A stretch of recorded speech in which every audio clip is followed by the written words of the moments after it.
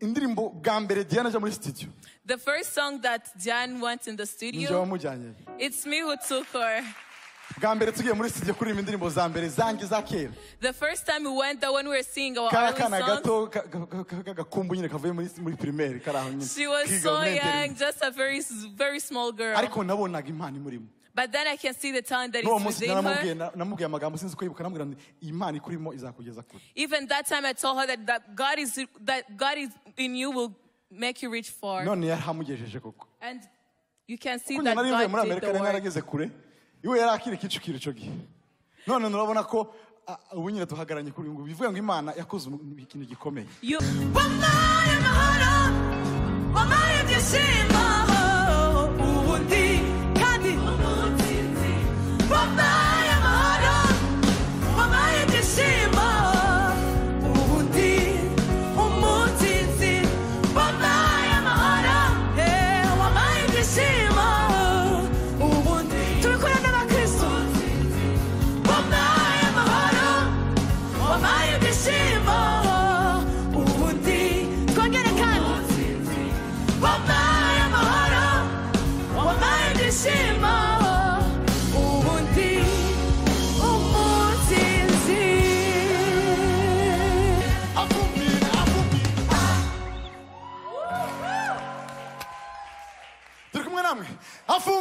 Avumile.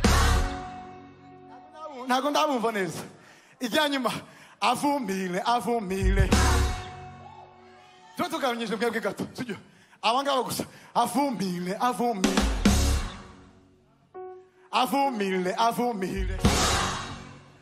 Murashonje. Avumile. Yesu yazutse. It's a freedom day. N'umunsi wo kubohoka kw'Abakristo.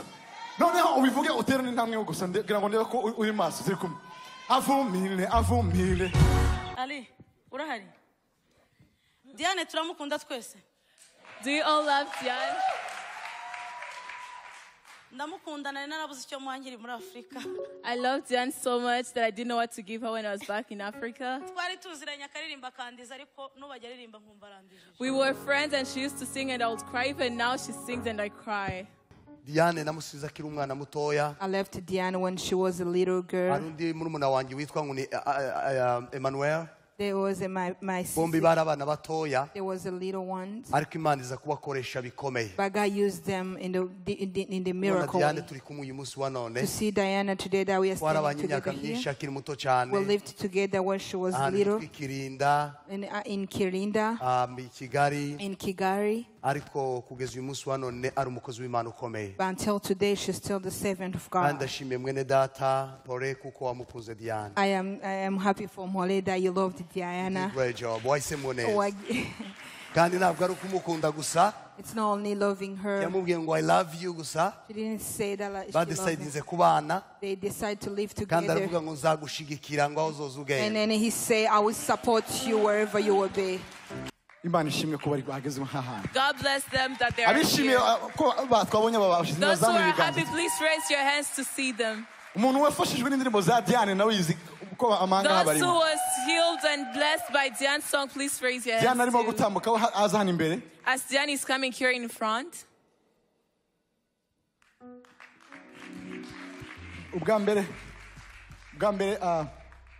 Diane rero mubona nubwo angana gukira ko n'umumama. Even though you see Diane is very young like this, but she's a mother. She looks so youthful, but she's a mother. Indirimbo bwa mbere Diane aje muri studio. The first song that Diane went in the studio, it's me who took her. The first time we went there, when we were singing our early songs, she was so young, just a very small girl. But then I can see the talent that is within her. Even that time I told her that God is in you will make you reach far. And you can see that God did the work. Iwe yarakire kicukiro cyo gihe. None urabona ko ubunyine tuhagaranye kuri ngo bivuga ngo Imana yakoze ikintu gikomeye. You all can see that God did wonderful miracles through Diane. So rero mufashe tuzamura ibiganza byacu nimba wicaye uve hasi. Raise your hands if you're kugira ngo sitting, duhe please Diane umwanya stand up. atuyobore muri worship. So that we can welcome Diane Uranye and n'umushaka to kujya kwicara worship. na Keza tugakomeza tukanjoyinga worship.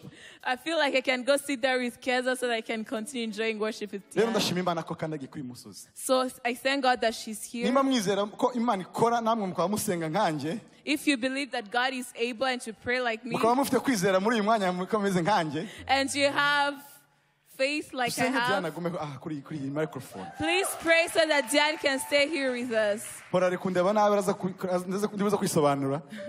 Kuko ntabwo ari ikiganiro twagiranye n'icyo nakoranye n'Imana. She's looking at me really bad, but it's a conversation that I had with God. Okay, nabumvise kandi yavuze natwe niwe watuzanye hano azavuga abantu bakumva. You all heard him. If he says something, then you gotta do it.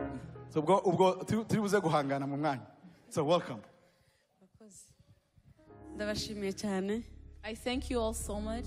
Kandi nishimiye kuba hano. And I'm so happy to be here. Harimo abandi ko bona nzi twabanye abandi simbazi. There are some few people that I know and others that I met here already. Ndashima Imana ko yatugiriye neza tukaza natwe muri iki gihugu. I thank God that allowed me to actually come in this country. Ndashima Imana ko iri ni ryo vuga ubutumwa rya mbere nkoze kuva ngeze hano muri Amerika. Rero ndashima Imana kandi twishimiye ubutumire. Ndashimiye Adrien cyane yaramfashije niwe kubekinga muri studio bwa mbere niwe na bekinze indirimbo nayo ntanabimenya cyane. Ariko icyo gihe turaririmba dukora indirimbo none umunsi duhagaranye muri iki gihugu Imana. I thank God that helped me and went to the studio with Adrien at that time. I was backing him, but I thank God I'm here. Pastor cyane turanavukana no mu buryo bw'umubiri. I thank God, Pastor. Yakomeje nawe kunzirikana kuva ngeze hano arampamagara akambaza uko meze. Ndagushimiye n'umuryango. He looked out for me and I thank you all for welcoming me. Ndashima kubw'umuryango wanjye twazanye. I thank God for my family that I came together with. Ndashima kubw'umugabo Imana yampaye. I thank God for my husband. Ndashima Imana ko yamumpaye kugira ngo ashigikire muri iki gihe. Ntago bikunze kubaho kenshi ariko ku miryango myinshi usanga umuntu cyane ku mugore ufite impano bikunze kugorana cyane gukomeza ariko murabona ko nyine yashigikiye twazanye. I thank God for giving me my husband and for actually him supporting me through this season that I'm in. Ndashima Imana kubwe cyane kandi ndashima n'umwana twese ko twazanye Imana ishimwe. I thank God very much for him and for my kid as well. Ndashima Imana ko turi hano ejo nubwo twagize intambara nyinshi indege zidusiga bigira gute ariko ndashima Imana ko umugambi wayo wasohoye tukaba twaje. I thank God that we reached here. We faced a lot of obstacles as we can, but I thank God that His promise still stands. Dushima Imana turi ku munsi mwiza wa Pasika twibuka fu Yesu yadupfiriye reka dushima amaraso niyo turi kwirata niyo tumye tuza guterana hano iyo hataba kwitanga kwa Yesu Kristo bamwe ntitwari kumenyekana ariko kubera ko yitanze twese twemerewe kwigererayo waba uciriritse waba ukomeye waba umeze gute imbere y'Imana turabana b'Imana twese kubgayo maraso. Let us thank God. If it could not be for Jesus to sacrifice himself, we wouldn't be here, and all of us were allowed to actually praise him because he died for us on the cross. Dufatikanye twese turamya Imana tuyihimbaze.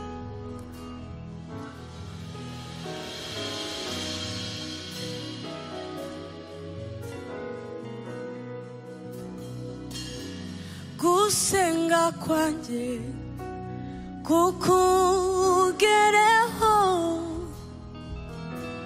manura amahoro yanjye ndagukeneye ku manywa na nijoro mu bihe byose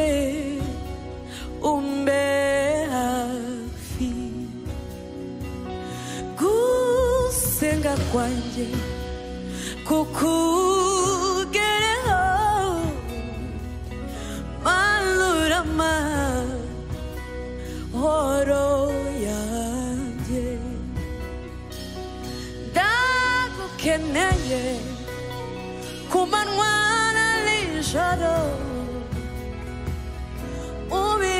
byose umbe hafi gusenga kwanjye mwami we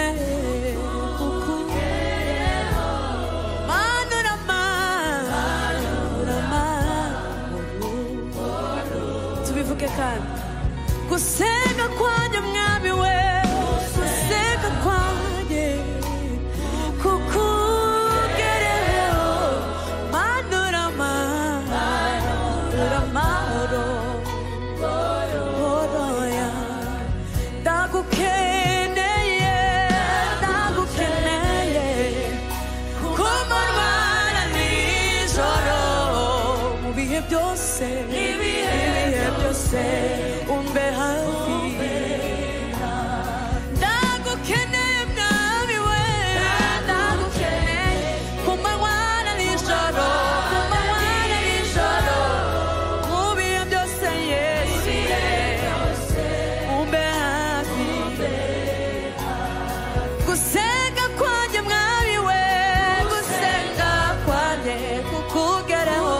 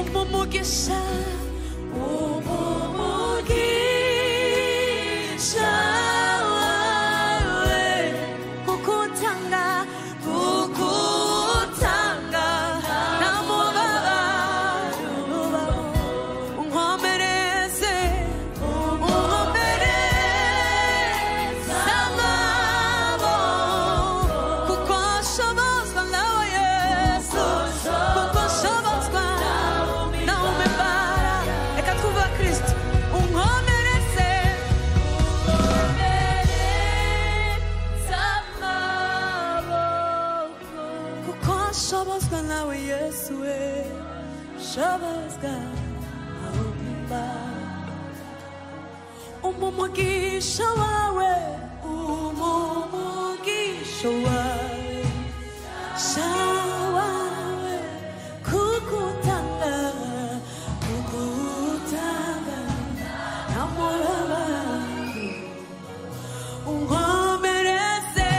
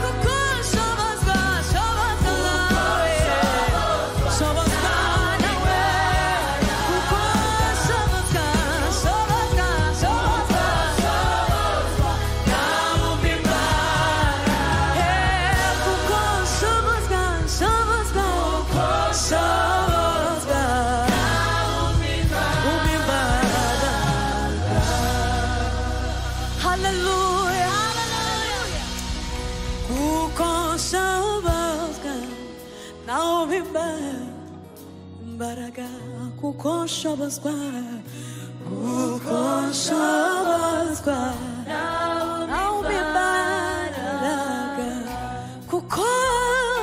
nshobozwa kuko nshobozwa nawe Yesu we reka tumuzamurire icyubahiro kuko nshobozwa nawe mwami we ni wowe unshoboza Yesu we kuko nshobozwa nawe mpimba unkomereza amaboko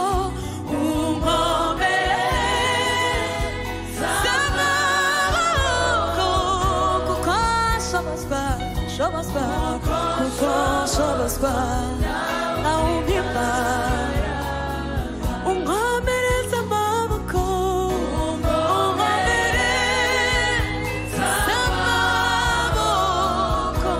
kuko shobozwa nawe Yesu we umimbaraga kuko shobozwa Yesu we shobozwa nawe umimbaraga kuko shobozwa haleluya Yesu we kuko shobozwa nawe shobozwa nawe umimbaraga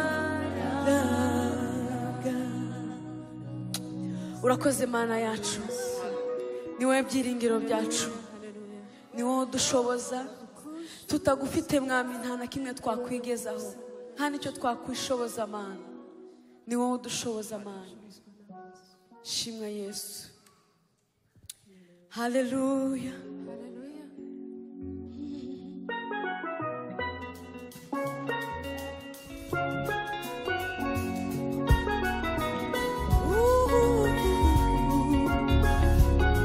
katuvuga ngo Mana uri imbaraga z'abagushaka uri ibyiringiro by'abakwizeye ni wowe buturo bw'imitima yacu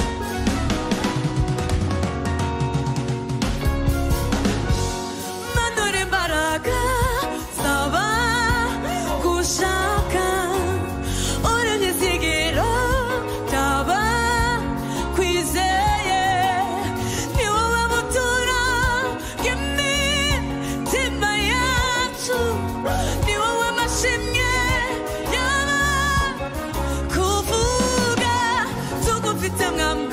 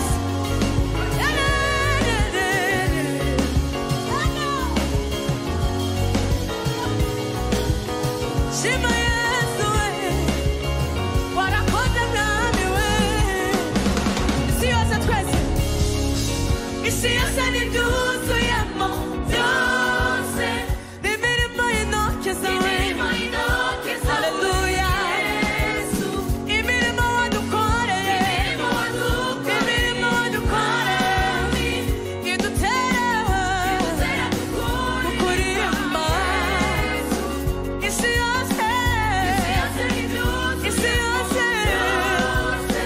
n'imirimo y'intoki zawe Mwami we imirimo wadukoreye imirimo wadukoreye idutera kuririmba isi yose n'ibyuzuye isi yose n'ibyuzuye n'imirimo y'intoki zawe Mwami we imirimo wadukoreye imirimo wadukoreye idutera kuririmba ndakwamamaza ndakwamamaza ndakwamamaza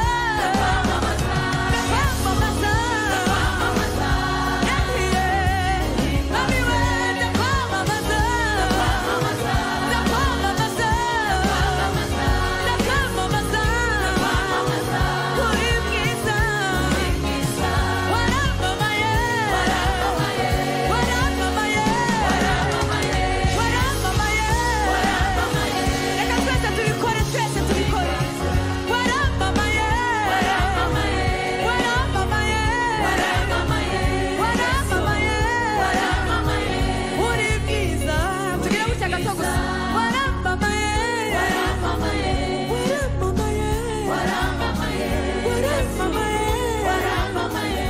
uhimbazwe waramamaye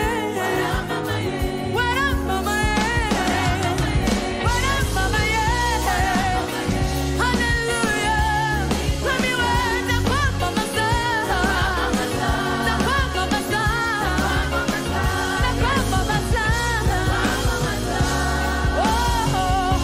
uri mwiza haleluya haleluya Amen. amen Ali, urahari? Diane turamukunda twese. Do you all love Diane? Ndamukunda nari narabuze icyo muhangiri muri Afrika. I love Diane so much that I didn't know what to give her when I was back in Africa. Twari tuziranye akaririmba kandiza ariko nubajya aririmba nkumva arandije. We were friends and she used to sing and I would cry, even now she sings and I cry. None kuko Imana yatugiriye neza mbaye muhaye amadolari 100. But because God is good, now I give her $100 for now. Imana yagize neza kumuduha. Thank God for giving Diane to us. Reka dukomeze tunezererwe Imana. Let us continue praising God. Namwe mukomeze mwumva Imana. Let us also you continue to hear the goodness of God. Amen. Dushimye n'umutware wiwe wamutanze akaza ndetse akanamuherekeza. We thank the husband so much for allowing her to come and for escorting her here. Murakoze.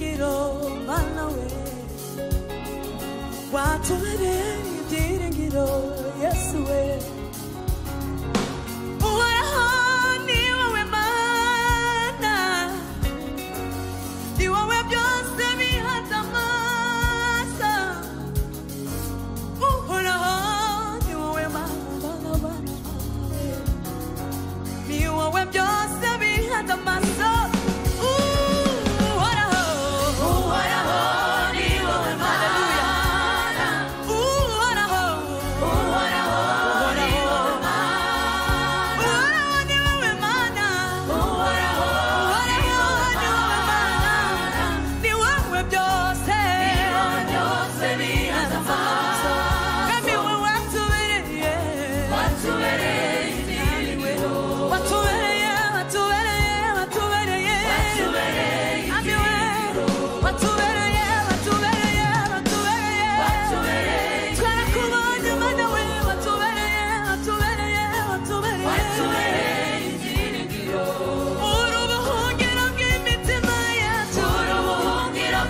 imitima yacu ni wowe nkingi twegamiye uri ubuhungiro bw'imitima yacu uri ubuhungiro bw'imitima yacu ni wowe nkingi twegamiye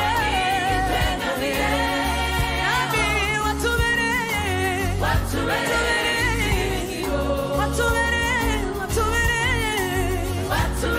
nami we uhoraho ni wowe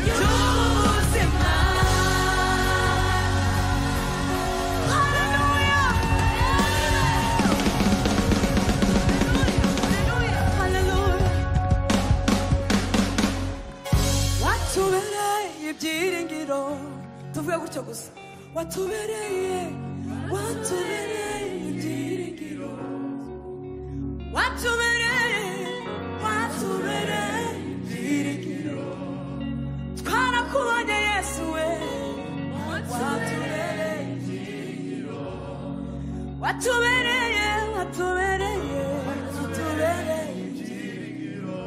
reka dukomere Imana yacu amashyi menshi. Let us go.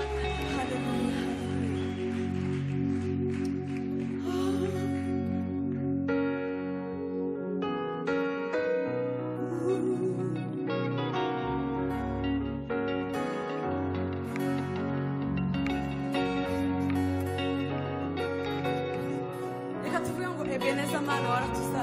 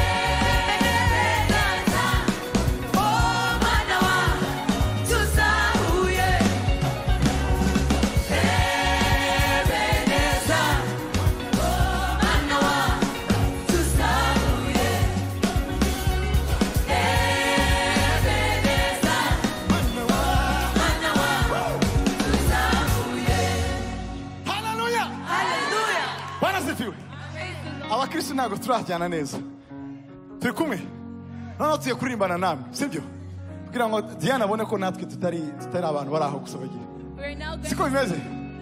Alright, just take it slow. Afumile kutingi fumele afumile kutingi fumele afumile Gutingifu Avumile Ha Gutingifu Hey Avumile Gutingifu Inawime gusanawe Avumile La la la la la la Now what then I'm sorry Avumile Gutingifu Ego Avumile Yalla takoda mona ene na musaki gusa Avumile Yalla hey Gutingifu Agiye Oh Ebeneza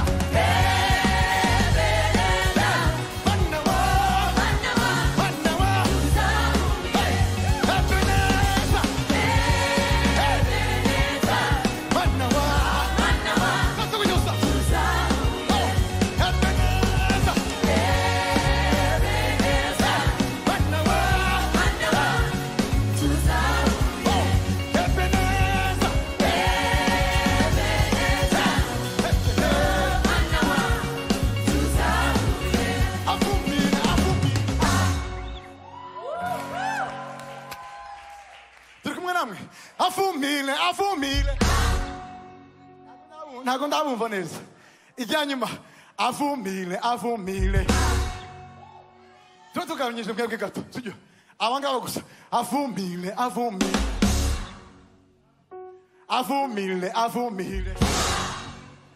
Murashonje Avumile Yesu yazutse it's a freedom day N'umunsi wo kubohoka kw'abakristo Noneho ubivuge uterane intambwe gusa ngira ngo ndebe ko uri maso turi kumwe Avumile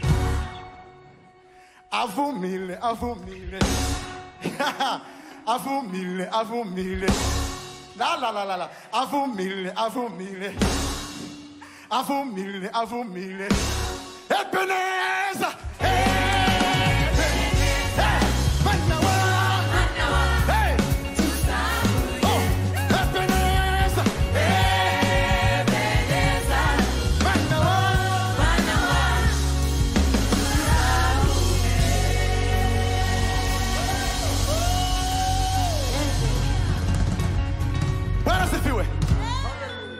Diane namusiza akiri umwana mutoya. I left Diane when she was a little girl. Arundi murumuna wanjye witwa ngo ni Emmanuel. There was my sister. Bombi bari abana batoya. There was a little ones. Ariko Imana iza kubakoresha bikomeye. But God used them in the miracle. Diane turi kumwe uyu munsi wa none. To see Diana today that we are standing together here. We lived together when she was little. In Kirinda. In Kigali. Ariko kugeza uyu munsi wa none ari umukozi w'Imana ukomeye. But until today she's still the servant of God. Ndashimiye mwene data Pore kuko wamukunze Diane. I am happy for Mole that you loved Diana. Great job. Wahise muneza. Kandi ntabwo ari ukumukunda gusa. It's not only loving her. Yamubwiye ngo I love you gusa. She didn't say that like she decided kubana. They decide to live together. Kandi aravuga ngo nzagushigikira ngo uzoza ugenda. And then he say I will support you wherever you will be. Madamu wanjye rimwe na rimwe azambwira ngo warakuki ugenda ukansiga cyane no kubera. My wife always asks me why you go and left me. Nage Tennessee arambwira wansize kubera iki. And when I went to Tennessee, she said why. Ariko uyu mugabo azibanga rikomeye. So that man knows the big secret. Ngo agenda bari kumwe. That you walk everywhere with it. Thank you. Amen.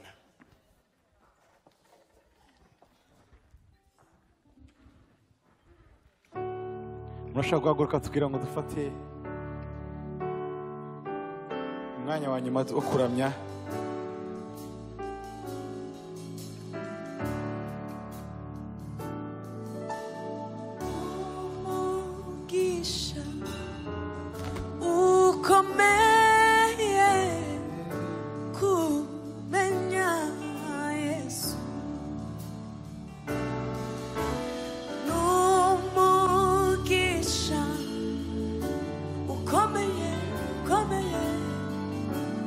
Come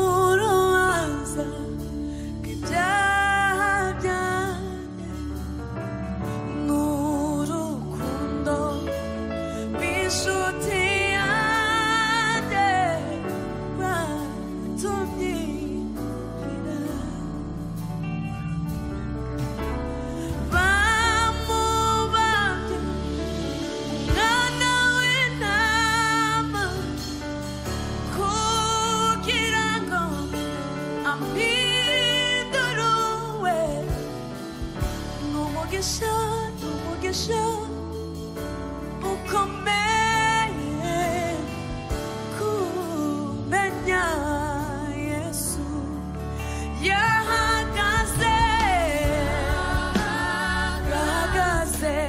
shimo cyanjye urubanza rw'ibyaha byanjye n'urukundo rw'inshuti yanjye batubibwira tubivuge cyane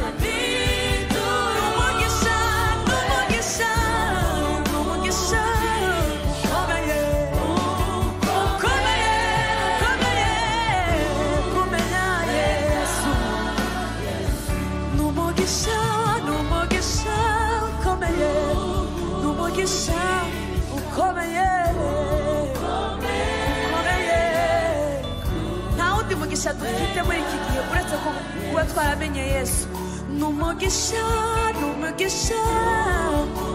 ukomeye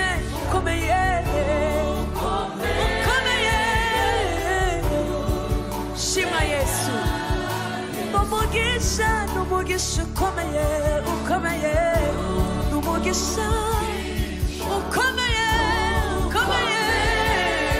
menya Yesu hallelujah bamubanje umwana w'intama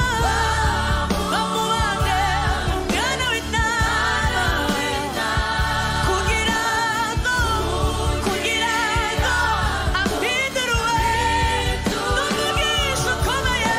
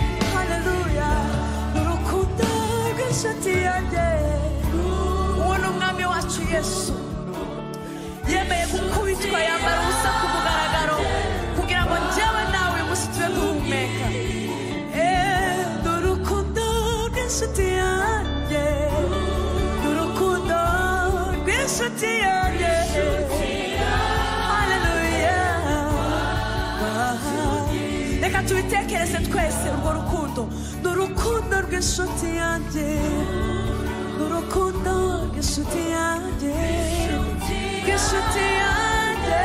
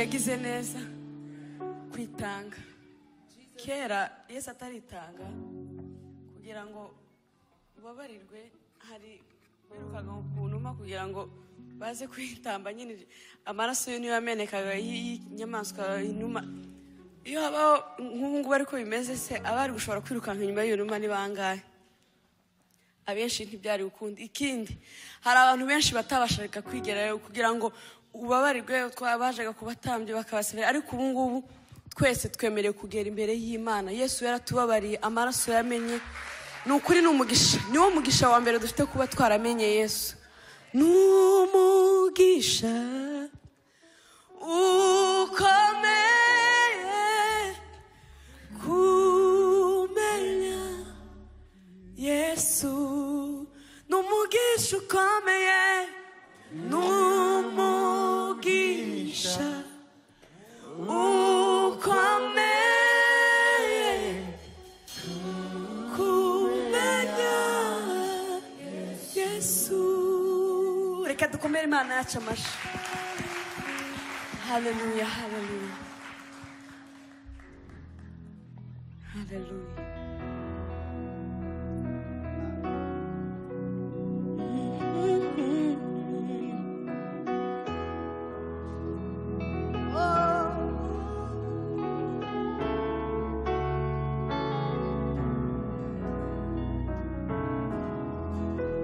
fasha umwanya mwiza wo kuvuga imirimo y'umwami wacu Yesu yakore igorogota yahakore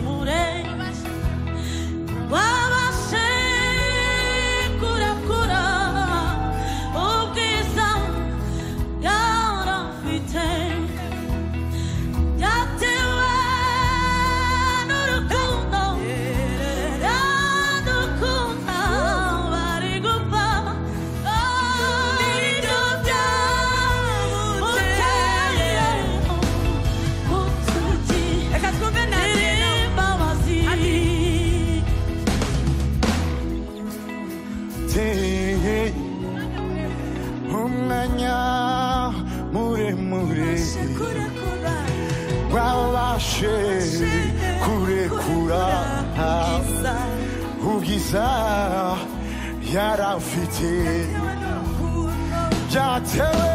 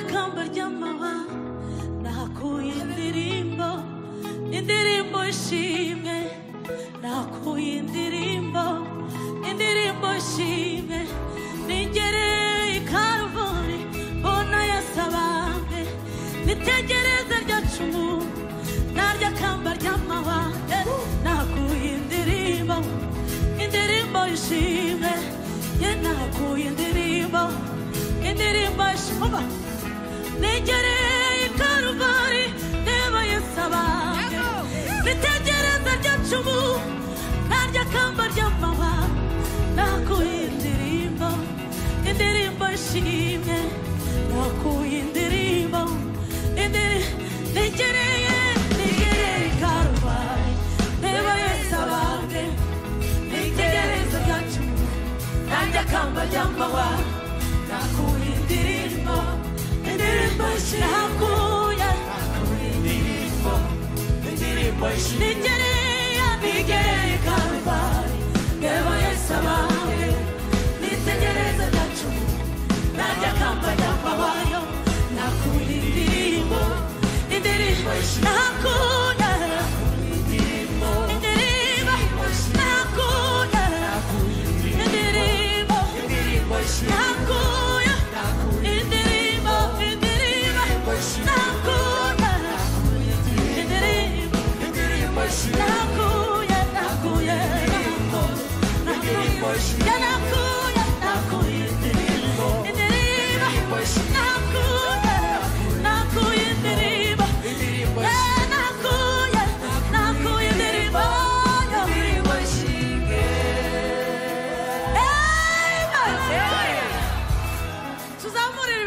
Imana yacu twongera tuzamura ibiganza kubw'ikibaro cy'Imana yacu.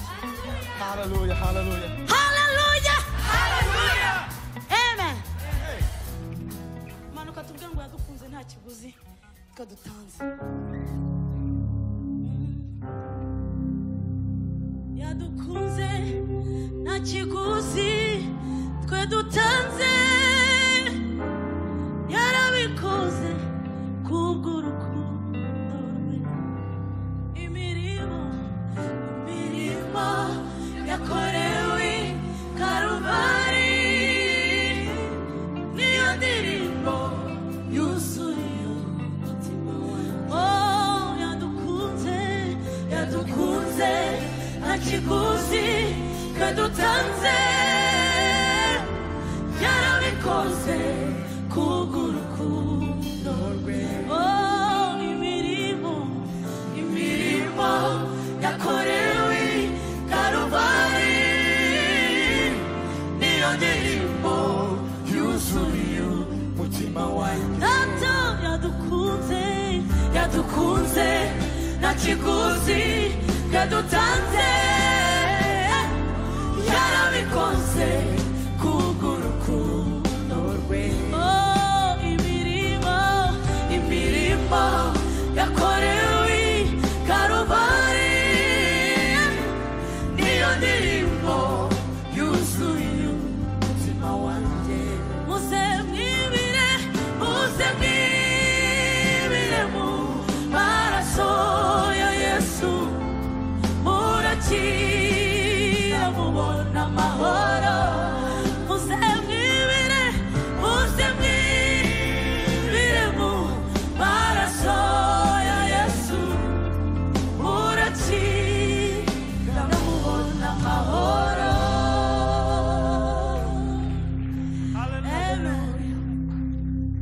Amen.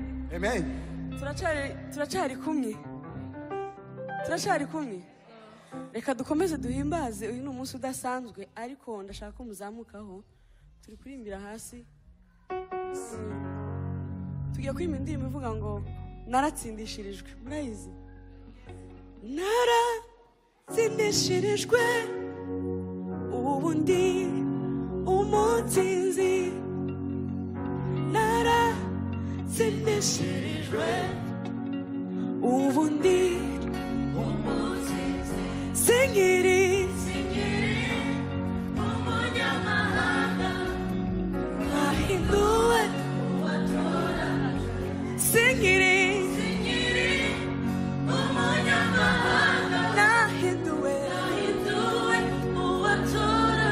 Okay, noneho turirimbe amajwi muramenye uko muyaririmba.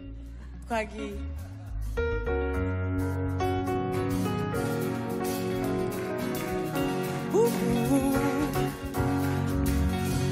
Nara sindishirijwe ubundi umutizi. Nara sindishirijwe ubundi umutizi. Singiri umunyamahanga nahinduwe uwatoranijwe. Singiri umunyamahanga nahinduwe uwatoranijwe. Nara sindishirijwe ubundi umutizi.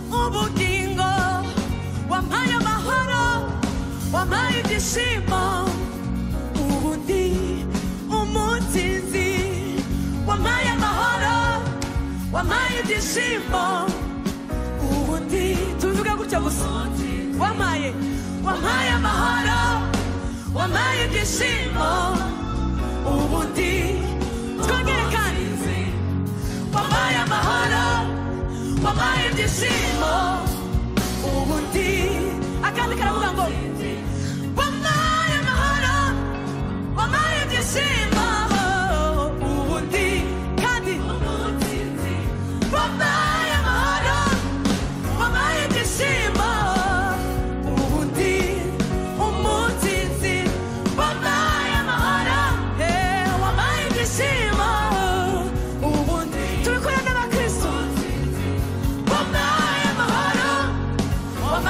byishimo